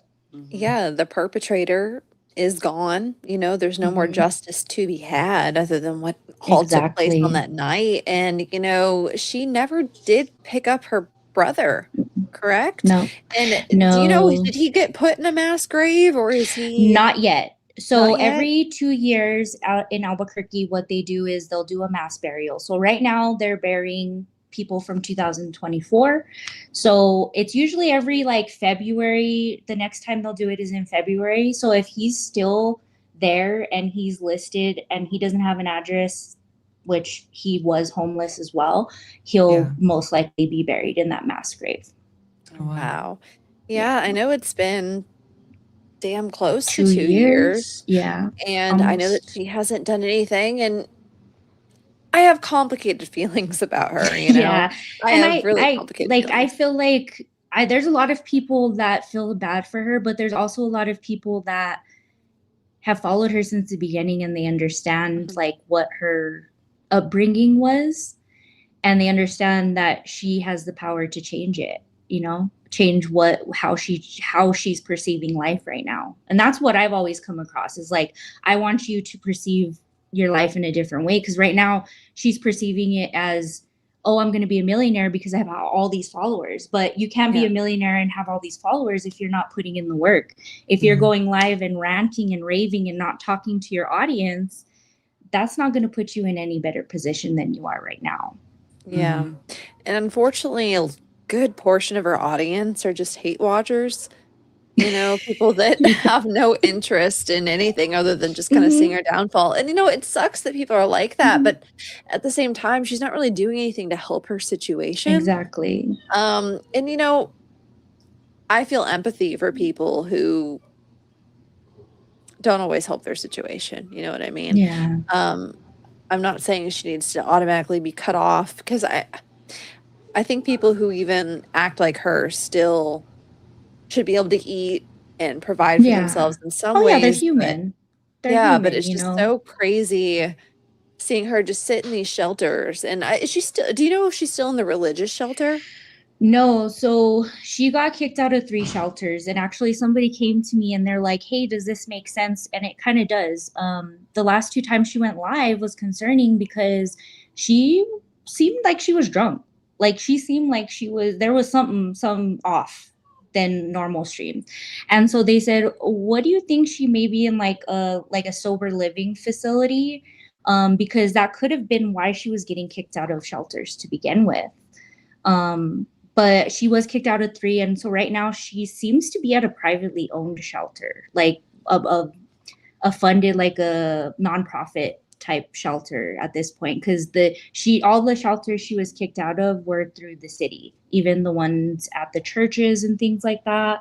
they were through the city. So I don't know. I don't know where she's gonna go from here. But honestly, like I wish that she would just kind of take it offline and be, you know, help herself out a little bit, because I think that's what she needs. Get that. Laura, In my can opinion, you just you know. explain very quickly? We don't need the breakdown. Very Just quick. very quick. Tofia. Tofia is somebody that people would call a lol cow. She lives in Albuquerque, New Mexico. She's always been online and kind of live streamed and said a bunch of stupid stuff. Her father's a whole different rabbit hole to even go down. But unfortunately, her brother was, his life was taken in a carjacking, and she blames the internet for it, even though it seems to be a random person. And she just constantly goes online and she scams and grifts, refuses to get a job, and acts like a fool in general. So it's kind of complicated. I would just Google Tofia Chu and you'll find 1,000 video essays on her. And I know nothing about her except for what Laura randomly shows me every once in a while. Dude, it was so weird whenever, again, despite his PDF allegations, her brother, Brother Chu, as everyone calls him, but Donald, whenever he passed, oh, this is horrible of me, but I had a photo of her and of Donald and of her mom and of her dad. And I was trying to explain to somebody in my personal life who these people are. So it was like, this person and this person had these two kids, and you guys, the photos are like, what are you talking they're about? like, hold on, what is this? I know that he's in and out of jail, but I'm very curious to hear what Mr. Ozark National Bank himself is up to. There's that the dad is a deep dive on his own. You don't even know. I'll have to. I thought they lived in Albuquerque. They do. Ozark. Albuquerque and Ozark are completely different places. So the quickest explanation for this is her father is clearly very mentally ill, and he also abuses drugs. Okay. And he had this bank, Ozark National Bank, and everyone owed him 999 zillion, 999 trillion, 999,000. You know what I'm talking about, Ash? Yes. I'll show you a video later. Oh no, please don't. No, I will. Please don't. You'll find it really funny, I swear. Okay. Yeah. And her dad, who we don't even know is her dad, but he's in and out. Literally, I can probably pull up the record, and it's probably as long as like a CVS receipt. Yeah, like it's long. And the reason why they even got it kicked out of their initial apartment is because he just stopped paying rent. And I don't know if it was because he was buying taking drugs. The money. Yeah, he was taking the money from Tofia and from like her brother and everything. And yep. So. Oh no, not Sonic. I know.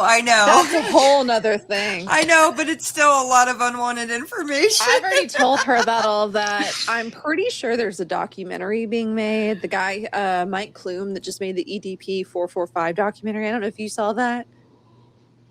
Oh no, No, I haven't seen any of that. I would just look up EDP 445 and you'll find it. But anyway, that's besides the point. He did a documentary on Boogie 2988. Do you know who that is? No. Bless you. Girl, you're too far down the hole. Put me into all of this other stuff. Well, and Chris I personally, I know Tofia Chu on the side. I know that all against my will just because of where I live. And it's in my algorithm. So like I never actually went looking for her. But when all this stuff happened with her brother, I deep dived so hard. Like I was into like the whole everything. So I don't know about all the little side characters. Because I know there's a lot of like lol cow. Yeah. Everything is like but it connects in a certain way because some people are just as problematic, you know? So there's these two people that I don't know if I'm exposing myself by even bringing these people up, but it's fine. They're cool. Smokey MCC and Kiwi Tapes. They do a live stream every Wednesday called Too High for Stupid. And I don't listen to it as much as I'm sorry, I don't listen to it as much anymore because it's a lot more popular than it used to be, and there's a lot more people in the chats all the time. But anyway, I've heard them bring you up a few times because they just talk about like all these lolcows, which there's ethics involved in that, and I don't even want to get into that. That's besides the point. Well, people are insane. I am in the Reddit for Tofia Chew, and somebody told me you check out the Reddit. So I went in there because I'm not on Reddit. I don't do Reddit. After I got in a fight with somebody about Gypsy, I was like, no, I'm not doing this. I was like, I went in there and I just need to leave this stream because I have no idea what the hell y'all are talking about. Sorry. Well, they were literally just like bad mouthing me in the Reddit. It was really crazy. Yeah. Oh, I'm so and sorry. I'm like, what? But yeah, it is what it is. A lot of her fans think that I'm, the mutant alien from another planet. She does have fans. Really? I only hear people talk crap. I've encountered a few, yes. I see too many people bringing up Liquid Chris in the chat. And do you know what they're talking about? You don't know Chris Chan? Goth Mom. It's about Chris Chan because there's like, I don't remember what, there's like a video game, there's like Solid something and Liquid something and anyway, Liquid Chris is like this guy right now. This guy who like pretended to be Chris Chan, but he wasn't actually Chris Chan, and it was a whole thing. Don't even get me into like years worth. Don't even get me into years worth of stuff. Sorry about that, but oh my goodness, this whole lolcow thing could just take over my brain. It's insane. Oh, the ethics of it are so crisscross. And that's part of the reason I stepped back from Tofia, just like Gypsy, because it would make my brain turn to Jello. See, when I first saw Chris Chan, I was thinking of Chris, the dude that you're always yelling about, Chris Hansen. Chris Hansen. Yeah, he was involved in that EDP thing I was talking about. He can go suck a fat one, is all I can say. He sucks. He is like the worst, and I hate that people think that he's a great guy just because he's caught predators. He's not a good guy. I'm in the middle of a deep dive on that one. But you better produce it, girl. It's so much. Here's the thing. I feel so bad because like I have these like abstract thoughts and opinions, you know what I mean? And when I try to like bring them all together, it's kind of difficult. But it's like I also don't want to like not get the full story of something, because sometimes we listen to podcasts, let's say just for everyone's sake, Gypsy Rose. If we listen to a podcast about Gypsy Rose, you can point out, oh, this thing's wrong and this thing's wrong. And it's like, I would just hate for somebody to listen to something that I produce about anybody else and be like, oh, picking it apart and this thing's wrong, this thing's wrong. So it's so much information you have to get. So much information. You're never going to get everything right. Yeah, you're never. Right. And I think that YouTube kind of gives you the opportunity to be like, okay, this is my knowledge. This is my opinion. Do what you will with that, you know, because that's what I like to do is I like to give my opinion and give like I like to be able to talk with people like I'm talking like to a friend, or you know, you're gossiping with your girlfriend and you're just sitting at a table and you're like, oh my god, did you see that new Tofia video? You know, that's like what I want my content to be, because a lot of the stuff I talk about, even with true crime, is stuff that I would talk about with friends, or would be like, oh, did you see that documentary, or did you see that movie, or you know, stuff like that. So I enjoy it. But if you guys want to learn about Tofia and my saga with Tofia, I have it all on my page. I have the Tofia Chronicles on my page. You guys could go check it out. Please do. Very interesting. Go check her out. Thank you, Ash, for actually segueing into that. What other niche topics do you talk about? You don't have to go into detail, but just list off a few of the other topics you talk about.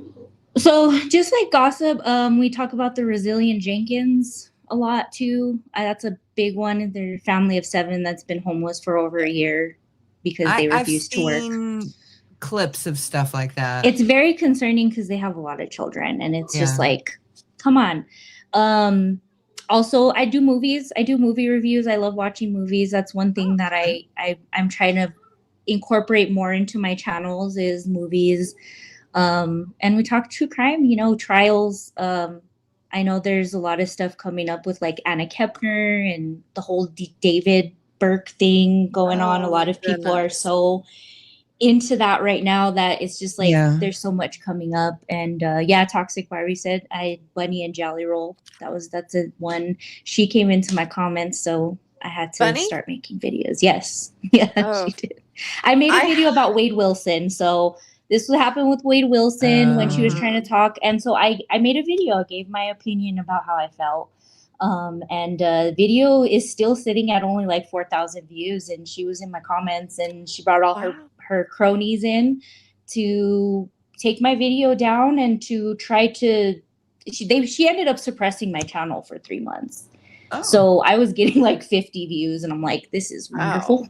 But that was a big thing. And I've talked to people that actually have been victimized by her personally. And then I've talked to people that also with like Jelly Roll, they've been to his concerts or they've known him before he was bigger and he's harassed them and stuff like that. So that's another thing that I've kind of gone over.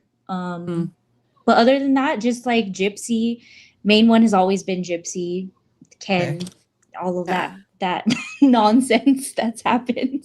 Hey, I mean, Jelly Roll fans know the going rate of copper. So yeah, exactly. I love all the things that people put in, like, those are the people that listen to Jelly Roll are X, Y, and Z, and I'm like, that is wonderful. I love it because it's so likes Jelly Roll, which I like his songs. I don't know that I like the person. I do have to say, though, I have disliked Nicole Arbor since Dear Fat People. I can't be convinced otherwise, but I don't think that means everything is untrue as far as Jelly Roll and Bunny. Yeah, I've seen other shady behavior. With Nicole, I didn't know who she was. I'm going to be honest, didn't know who she was. I saw her video come across my page and she messaged me. And as a person, as far as like I've talked to, she's a wonderful person. Like she has a lot of knowledge. She has a lot of talent. I don't think she's utilizing it in the proper way sometimes, especially with a lot of her comedy stuff. But I've got to know her as a person, and I can tell you that she's far from what a lot of people think about her. And I've helped her with like these victims of people that have like hoarded us over the past few months with DMs and stuff. And it's been something that I think she's been working a lot on because it's affected her life. And is this a celebrity or just that's somebody? The one who accused Matthew Santoro. Or no. That's the one that Matthew Santoro accused of being abusive towards him. So, fun fact about Matthew Santoro, if you go back and watch his videos about accusations, he never named anybody. So everybody kind of just assumed it was Nicole. So that's kind of her telling to me. So I don't know about that situation fully. I've Googled it, I've looked at it, but as far as what I can find, nobody was ever named. There's a lot of things in that case that people take it to another level because they want to believe that that's the person. But I found that in a lot of her stuff, and I think she agreed to do a lot of that stuff when she signed on to do YouTube, because there was a lot of fake relationships and things like that. So interesting. I don't know the truth. That's just what I know as far as what I've asked her, because every time something comes up, I ask her like, hey, this came up. What do you have to say? Like it's just cracking me up. Yeah, I'm just not gonna just take it as your word. Yeah, sorry, Cherokee Girl's just cracking me up. She's like, don't ask me how I know all this stuff. You see, for the last at least decade, I've listened to a lot of like YouTube video essays. I've just watched a lot of YouTube and stuff like that. And unfortunately, for the past like maybe 8 years, I've smoked a lot of pot. And so a lot of that has like kind of just, I remember like I'm right there with you. People, and I'm like, I don't like that person, or I don't like that person, but why don't I like that person? Like, wait a minute, why? Probably because somebody told you not to like them. But there's some times where that's a valid thing, and then there's other times where I have to go back and I have to reassess and I have to rewatch stuff, and relearning stuff is really interesting. It is, but oh my goodness, but I'm right there with you. I don't. There's a lot of things like I'll even forget, like, oh crap, I have to write everything down. If I don't write everything down, I'm like gonna forget about it. So especially when it has to do with content creating and remembering cases and stuff. Even when people message me, I'm like, if you message me one time I don't answer, message me again, because I'll go back to it and I'll message you. Trust me. It just sometimes it takes a little bit. Yeah. I have forgotten more things than half these people have even heard. Okay. So it's like, I don't even know. Kidding. It's like, there's just this big cloud. And it's really funny because there's like maybe 4 people in my life who will just randomly ask me questions about things. And I don't know shit about anything most of the time. But these few things they ask me about, I'll be able to go on like a tangent because I have the most random niche knowledge and then nothing that's of value. Wow. Yeah. Yep. That sounds like me sometimes. I'm like, I have to go back and look at it. I get it. Shelby. So I'm not sure how I feel about it. I mean, it's just like any other person who's incarcerated and getting their phone calls released. Just kind of like, I feel bad for them. I would rather not them all come out. I would hope that whatever is going to come out is going to be selective. I personally, this is kind of in the same realm, but the fact that they're trying to get Rachel Garlick's calls kind of pisses me off a little bit. It's weird because that's she just might, my opinion. She might know some things about all this, but she's not on social media like that. She's just kind of living her own life. Oh, that's our dog. That is our dog. Anyway, all I was trying to say is she's living her own life. And I think it's weird that people want to just kind of like disrupt that, because people sometimes say, oh, well, if Gypsy just got off social media, we'd stop harassing her. Well, she has people that are no longer her friends, that are no longer, I mean, she's on social media, but not in the way that we're on social media. So like, not talking about Gypsy and doing all that. Yeah. Like, who cares? Who cares at that point? Yeah. But at the same time, investigating is investigating. So if you're going to go down that road, then you go down that road. So I think I'm just not the person to do it. Honestly, I feel a lot like if you're gonna do it, don't release everything. Like maybe go through some, and what's relevant is relevant. That's one thing I agreed with Ryan on, is like, not with Gypsy, because Gypsy doesn't deserve that privacy, and I mean she continues to not. But like with Nick, for instance, like I said, I think the ones with Dawn would be very informative, or even him saying something from, I don't think he's ever really opened up about the crime as much as Gypsy has. But I think that if to leave out all of his personal relationships would be the best thing to do, you know, because he's still a person. He's still living his life, even though he's in prison, you know? Yeah, I mean, but it's like any other inmate as well. So it's like a catch-22. Like, you have a right, but what does it really add? I don't know. I guess we'll see. Yeah. Nobody really knows what Nick thinks. There could be something explosive. I mean, it's possible. There could be, definitely. But I also, don't know. It's like, what's even going to happen with Gypsy? Nothing. I feel like I've heard enough. I've heard enough to make me form my opinions. 100%. The reason why I released what I released was for transparency and historical preservation, and you know, if it's available to be gotten, you know, it's something that should probably be gotten. So I have to really evaluate that and genuinely pray about that with Nick's stuff, because like I said, Mandy's going to be getting them. And so I'm sure she's going to send them to me, and I will accept them, but I'm not sure what I'm going to do with them yet. So, and then listening to all that, holy crap. Yeah. And then I guess you have to figure it out, you know, figure out what you're going to put out, and if you even want to be the person to do that, you know. And I mean, if it is something that's going to benefit at least people seeing it for what it is, you know, because that's what our goal has always been with doing this. Yeah, truth and transparency. And so if there's anything to be gained from, you know, learning about the crime, that's one thing. But his personal everyday life, I don't want nothing to do with it. Yeah, exactly. Joy says they won't investigate her. Nothing will be done. I agree. Missouri has already made their position very crystal clear. Well, they're just and done. And the statute of limitations too. She'll probably reoffend eventually. It's just going to make. It's just gonna, take the right circumstances.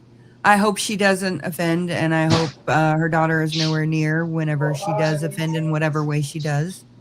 But that's just my opinion. That's what I think. Yeah, but I feel that way too. Yeah. Okay, Ash, we're going to call it a night. Thank you so much for being on here. Sorry, some of the calls were extremely boring. But it's okay. I wanted the opportunity to talk with you guys. I know we've been planning this for a minute, and I was like, you know what? I'm finally ready. I'm trying to kind of get myself more out there. I'm going to start doing interviews on my own channel as well and talk about things and cases and stuff that maybe I don't have all the knowledge. I want to get all that, people's opinions and what knowledge they have. Mm-hmm. Well, I'm glad to see you, and I'm glad that you decided to come on our show to dip your toes in the water. Of course. Well, thank you guys. I appreciate it. Yeah, thank you everybody in chat. Go and follow me. Yes. TikTok. I'm on here on YouTube too, Ashtotrippy. So check me out. Yes. Thank you, Ash. Thank you so much. Have a good night. Bye. You too. Okay, guys, so we're going to call that a night, and I'm sorry that I wasn't more prepared. I mean, I prepared 3 videos, but they obviously were done. It's all really not just because you did it. I just mean like most of the calls are boring, and then the ones that aren't, it's like bits and pieces, and I don't want to listen to the ones that aren't boring. Yeah. I've intentionally avoided them. Thank you, Jesus. I know, right? I don't have the mental sanity for that. And and I've just been listening to so much of it that I can't gauge anymore what's boring and what's not. So, yeah, that's definitely a thing. True. So we thank everybody for being here, and we thank Ash for being here. And I hope that everybody goes out and does something good to change the world for the better, and that you have an amazing night. Bye, everybody. Bye, guys. Have a good night. Hi, I'm Beaker with Military Broadcast Radio TV. We're your virtual MWR, bringing veterans radio, podcasts, gaming, animation, 3D printing, and a community that never leaves you behind. Download our Roku or mobile app today.